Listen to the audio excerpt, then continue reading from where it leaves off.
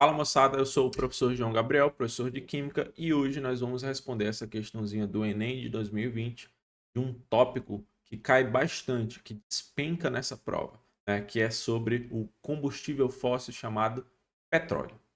Em 2011, uma falha no processo de perfuração realizado por uma empresa petrolífera ocasionou o derramamento de petróleo na bacia hidrográfica de Campos, no Rio de Janeiro. Bom, é interessante a gente conhecer algumas propriedades, né, sobre esse bebezinho. Por exemplo, ele é uma mistura de hidrocarbonetos. A gente tem aromáticos, a gente tem cadeias lineares, a gente tem, enfim, diversas substâncias misturadas compondo o petróleo, né? Em sua composição, a gente tem até componentes tóxicos, né? A gente tem, por exemplo, alguns metais, temos também enxofre, compostos que são a base desse elemento químico. Geralmente eles são bastante prejudiciais no âmbito da atmosfera, porque quando a gente queima, faz a combustão desse material, a gente elimina enxofre, que pode iniciar uma cadeia para a produção de chuva ácida. Outra coisa, ele é um líquido de cor escura, né, bastante fluido e de viscosidade variável. Ele pode ser menos viscoso ou mais viscoso dependendo da sua composição. Esse lance de viscosidade é tipo o mel. O mel ele seria, né, uma substância viscosa, pegajosa, espessa. Então, é basicamente esse o conceito. Baixa densidade. Ele tendo baixa densidade, ele pode causar principalmente um impacto ambiental. Qual, professor? Vamos aqui comigo. Entre o ar atmosférico e o ambiente aquático, nós temos aqui em cima o gás oxigênio. E aí o que pode acontecer? Uma troca gasosa, e é assim que o gás oxigênio entra na água, ou seja, devido a essa troca gasosa. Então, se a gente tem um derramamento de petróleo, o que vai acontecer? Vai criar aqui uma camada sobrenadante e impedir essa troca. Pode até, né, impulsionar um processo que a gente chama de eutrofização. Então, tomar cuidado com isso daí. Outra coisa, ele é insolúvel, ele não degrada em meio aquoso, porque ele é apolar, ele tem medo de água, ele é hidrofóbico. Então, não tem como um cara desse se dissolver em água. Outra coisa, o petróleo ele tem baixa acidez, comparado, por exemplo, um HCl, o ácido clorídrico, óbvio. Então, assim, quando a gente pensa em derramamento de petróleo, por mais que ele tenha baixa acidez, pensa comigo, ele vai cair no mar. O mar, a gente pensa a nível quilométrico, um volume muito extenso de água. Então, por mais que ele seja ácido, entre aspas, né, tenha baixa acidez, ele não vai ter o poder de acidificar aquele meio, até porque tem muita água para fazer isso. Tranquilo? Vamos ler agora alternativa por alternativa. Letra A. Reagem com a água do mar e sofrem degradação. Acabei de te falar que isso aqui basicamente é uma forçação de barra. Não tem como esse cara aqui sofrer degradação, muito menos reagir com a água. Ele pode até reagir, mas sofrer degradação não. Beleza?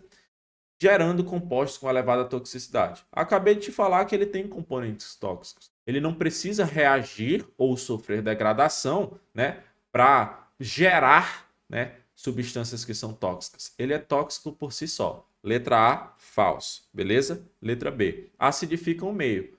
Primeiro, tem baixa acidez e tem muita água. Na hora que aquela substância cair a nível do mar, como tem muita água, vai fazer uma diluição. Então, não tem como acidificar o meio, beleza? Mas quando ele fala aqui, ó, promovendo o desgaste de conchas calcárias e moluscos, é interessante aqui porque o que forma as conchas e os corais?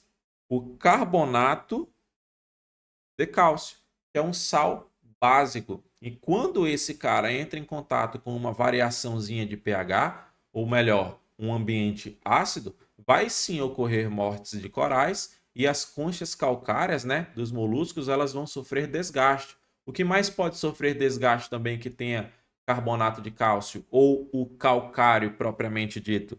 A gente pode pensar, né, em ovos de alguns animais. Então, imagina aí aquele período em que as tartarugas saem do mar, né? E elas vão colocar os ovos em uma região litorânea para que posteriormente eles possam sofrer uma eclosão e novas tartarugas, né, adquiram vida e se encaminhem de volta para o mar. Pensa, os ovos têm calcário, então se acidificar aquele meio, quando a água, a maré sobe, pode até causar, né, um desgaste desses ovos também. Mas o petróleo ele é até ácido, mas não a ponto de acidificar um meio, até porque ele tem baixa acidez, beleza? Então, essa parte aqui, ó, acidifica um meio, é a parte incorreta, beleza? Então, letra B, falso. C, dissolvem-se na água, causando mortandade dos seres marinhos por ingestão da água contaminada. Beleza, causa até uma contaminação da água, mas falar que se dissolvem na água é um tanto quanto forçação de barra. Letra D. Tem caráter hidrofóbico, perfeito, acabei de colocar aqui. E baixa densidade.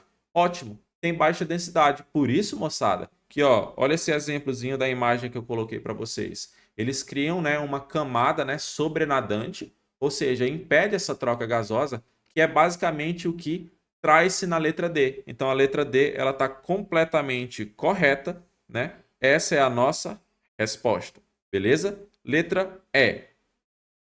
Tem cadeia pequena e elevada volatilidade, contaminando a atmosfera local e regional em função dos ventos nas orlas marítimas. Primeiro, o petróleo ele tem uma cadeia grande, não cadeia pequena. Então já está aqui uma coisa que é falsa. E outra, elevada volatilidade, se ele tivesse elevada volatilidade, na hora que ele encontrasse o meio ambiente, ele já iria sofrer vaporização e se tornaria um gás e iria escapar. Então, o erro aqui é citar que tem cadeia pequena e elevada volatilidade. Falso esse item, letra E, falso. Espero que você tenha gostado dessa resolução. Se você gostou, divulgue entre os teus amigos, porque aqui a química acontece.